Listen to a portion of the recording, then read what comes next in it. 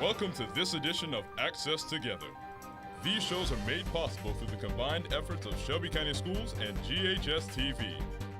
The shows are hosted by the members of the community and utilize the staff and facilities of Germantown High School. If you would like to watch our live stream or get more information about these shows, log on to our website, ghstv.org. Thank you, and we hope you enjoy the following presentation.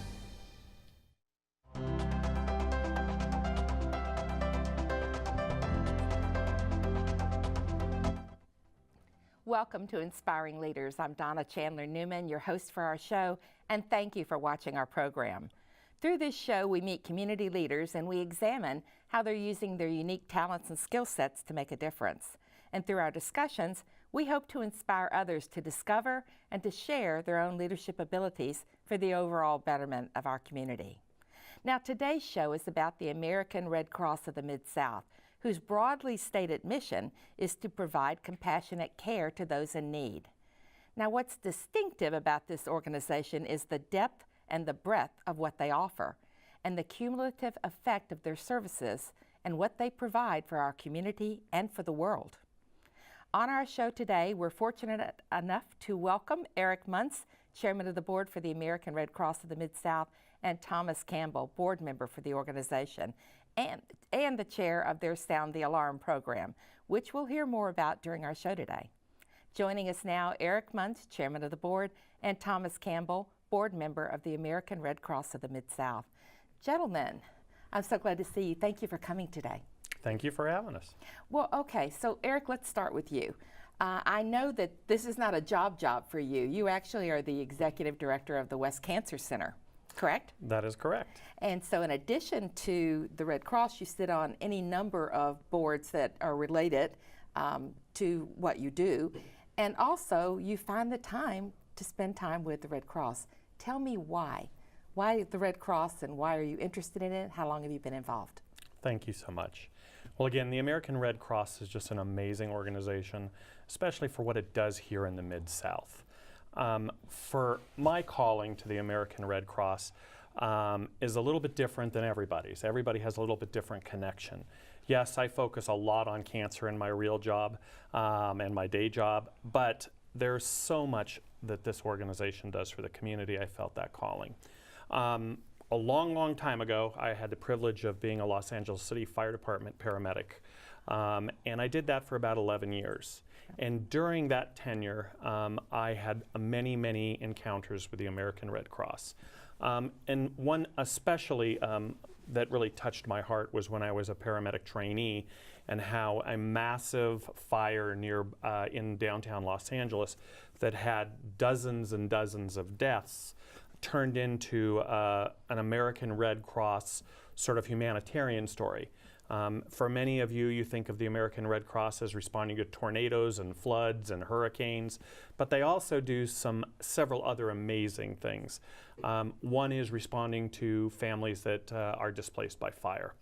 And in this scenario, hundreds of people were displaced by fire, and unfortunately what happened is that all of these residents that lost their home and lost family members in the fire were sort of relocated to a school gymnasium to help sort of figure out how to disposition them back into temporary housing.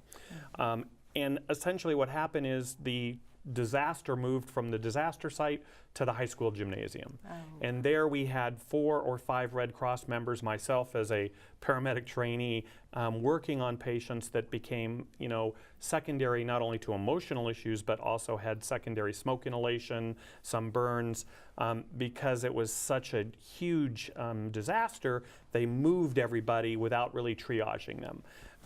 What this showed me was the resiliency of the American Red Cross, the immediate response of the 4 or 5 people there, faced outnumbered with odds, and how they responded and changed these people's lives. And I've always remembered that, and I've remembered how I've connected with them. So when I had the opportunity to join the board recently, I've been on the board now for 4, going on 5 years, it just seemed like calling to me.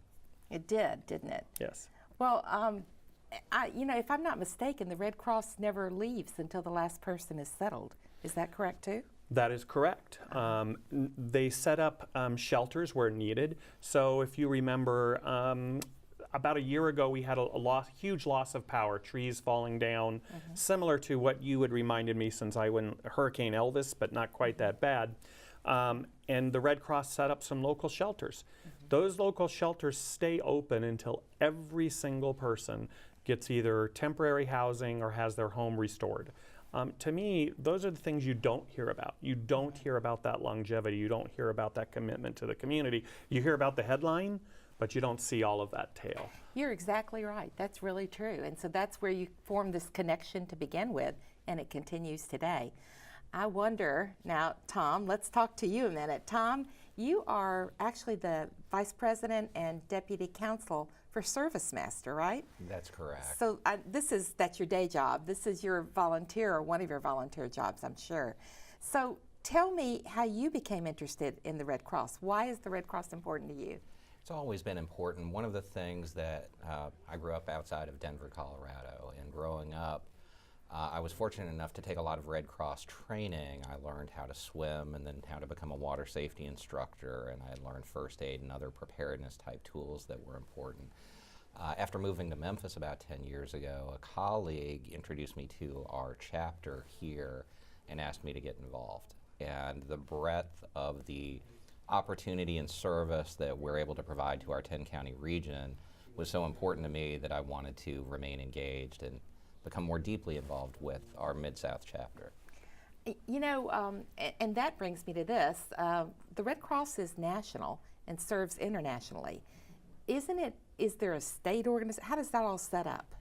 So the American Red Cross is a national organization, and it's divided into chapters and regions for the United States of America and places like Puerto Rico where they responded to.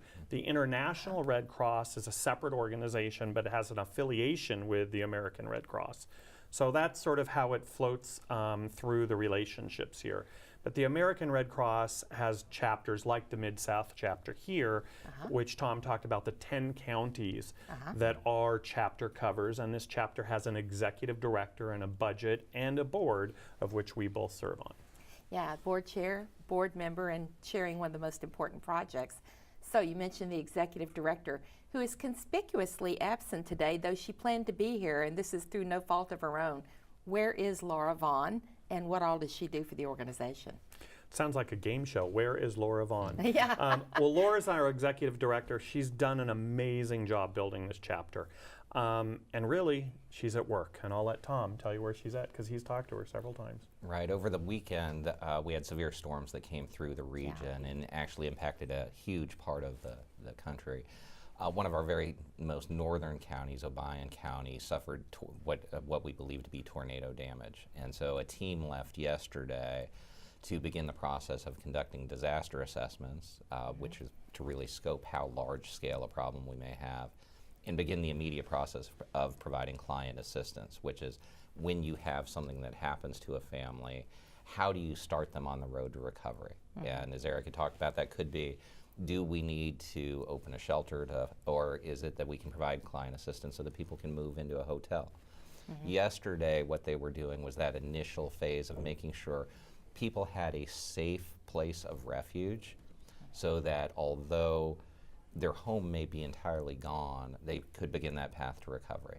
And it's down to little things like providing comfort kits, which are made by many of our corporate partners as part of their charitable partnerships with us in volunteerism. And it will include things like toiletries and toothpaste and other basic necessities.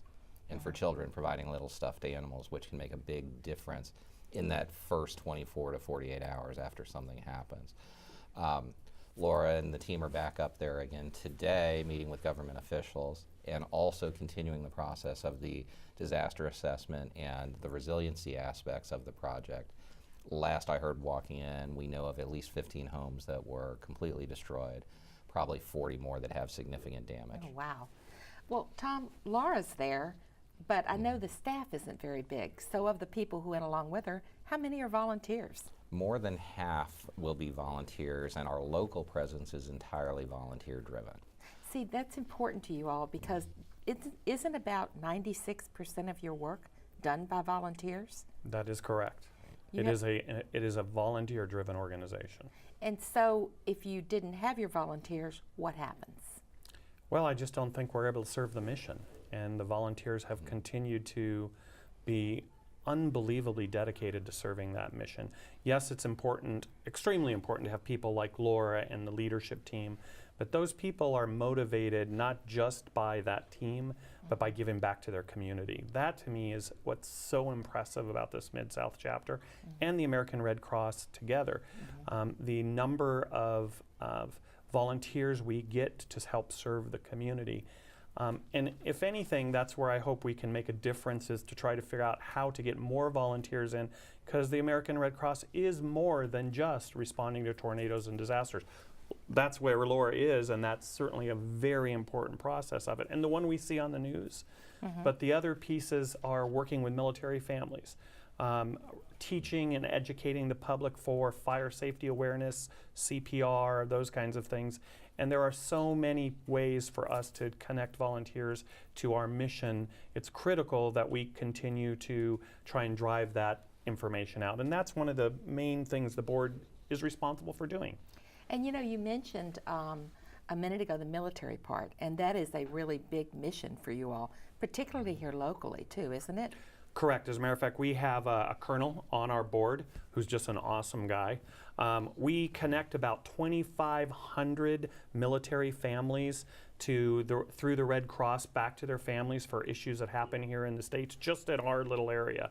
So the Red Cross is the only government-sanctioned entity that can connect with the military members out in the world to be able to bring those military members home in face of crisis or family issues.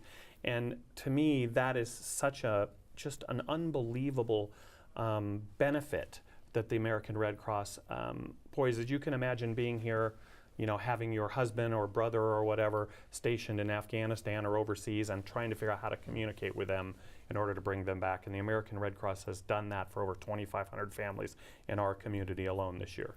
And another way to get involved is a volunteer, right? 100%, yes. Absolutely, because I'm sure you can't cover all those on your own. You are correct about the headline piece. That really struck me when you said that a minute ago. The tornadoes and the hurricanes and all, that's pretty much how I've always thought of the Red Cross.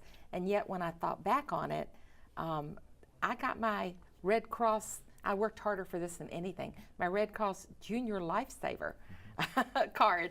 I worked harder for that card than I did for almost anything in my life, and I got that when I was in my 30s.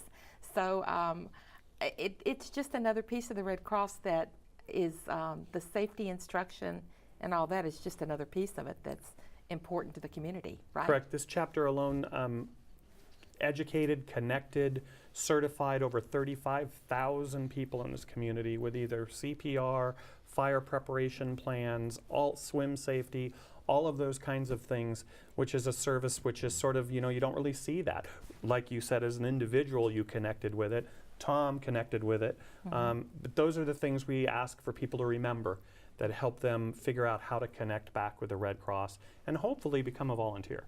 Well, we're going to talk more about what all you do and being a volunteer with the Red Cross in a moment if you gentlemen will stay with me. Be happy to. Okay, great. Thank you. And we're going to pause now for a short break. When we return, we'll continue our discussion with Eric and Tom.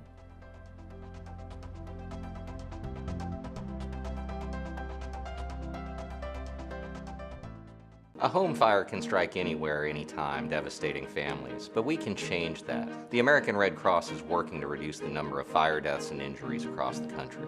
Working with volunteers, we are visiting homes to install free smoke alarms, replace smoke alarm batteries, and help families to develop an escape plan. We can't do it without your help. Join the Home Fire Campaign. Visit soundthealarm.org to volunteer today. It's the one time of year when the bargains come to you. Germantown High School Television's Auction 2018, right here on GHS-TV.org. Bid on great items like theater tickets, restaurant gift certificates, artist prints, and much more. Online bidding begins April 14th, and be sure to tune into the live broadcast hosted by members of the community, alumni, and students. Saturday, April 28th from 2 to 5 p.m. on GHS-TV.org. All proceeds benefit GHS-TV, a nationally recognized student TV station. Bid online and don't miss your chance to win. A home fire can strike anywhere, anytime, devastating families. You can help the American Red Cross save lives in Memphis. Volunteer with the Home Fire Campaign and help us reduce fire deaths and injuries. Visit redcross.org to volunteer today. You're watching the award-winning GHS-TV, a nationally recognized student television station. Welcome back. We're pleased to continue talking with Eric Muntz, Chairman of the Board, and Thomas Campbell, Board Member of the American Red Cross of the Mid-South. When I look at the Red Cross and I think about what it is and what all it does, I'm wondering if everybody realizes how prevalent it is and how important it is to our community. So let me ask you this. There are 3,000 nonprofit organizations in our community. Why give time, talent, and treasure to the Red Cross? Why should it be a priority? Well, I think for us, it's the breadth of services that the Red Cross brings to the community. It's connecting military families. It's responding to disasters. It's training and educating everybody on how to respond to disasters or be prepared for disasters. Fire education in the home, a huge issue here in Memphis and the surrounding communities.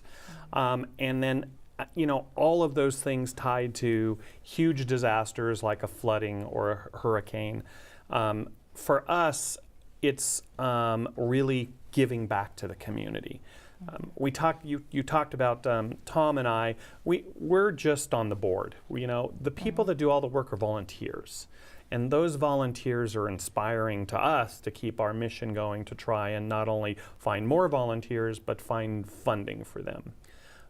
And we're very focused on fire safety here because it's one of the largest things that we have to respond to. So, but let me go back to your funding for half a minute.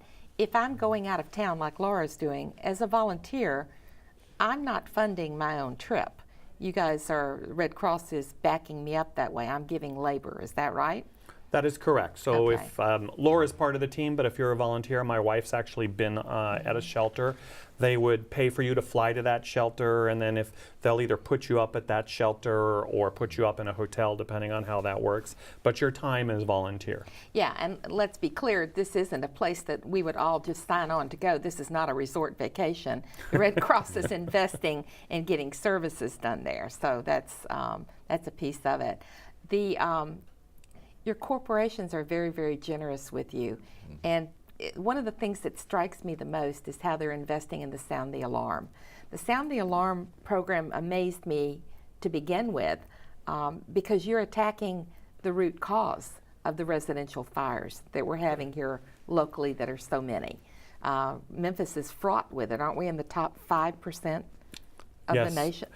This chapter helps about 3 families a day due to fire. Amazing. So you're going after the root cause with Sound the Alarm. So you are the chair of Sound the Alarm Project, Tom.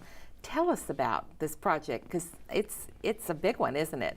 It is. It's very inspiring to me. Nationally, Red Cross a couple of years ago realized that if we tried to push some very simple tips, we could dramatically reduce the incidence of fatalities associated with residential fires. And it came down to 2 simple things. Put in working fire alarms and work with people so that they understand and have a plan in advance so that if the fire alarm goes off that they can get out of the home.